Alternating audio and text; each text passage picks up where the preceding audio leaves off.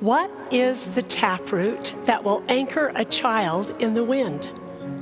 When faced with that question, I thought of the anti-Nephi Lehis in the Book of Mormon. They talked about being taught truth that caused them to turn their hearts to Christ. They said, God has made these things known unto us because he loveth our souls as well as he loveth our children. He doth visit us with the plan of salvation, that it might be made known unto us as well as unto future generations. I believe that the taproot for our children that will anchor them in the wind is helping them to see themselves in the great plan of salvation. When children know who they are, where they came from, why they're here, and where they're going, their lives take on a sense of purpose, enabling them to grasp tightly to truth. This beautiful painting by Annie Henry Nader is entitled Turning the Hearts. Annie said, the tree is symbolic in several ways. It represents the tree of life and the fruits of the gospel. It also represents a family tree.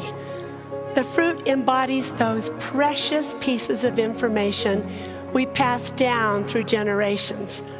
To me, it also represents passing the fruit to those who have gone before us through temple ordinances.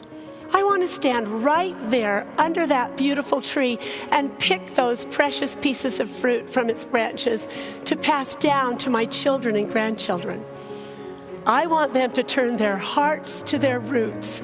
I want them to know their progenitors. When my grandchildren see the names of their ancestors, I want them to see real people who dealt with many of the same challenges we experience today.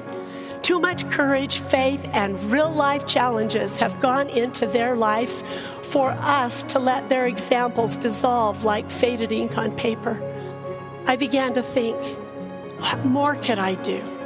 What if I take a simple notebook and entitle it Precious Pieces of Information? I could record information whenever it comes to my mind. I can share my information on the Family Search Memories app. As I submit these precious pieces of information online, others may connect the past to the present.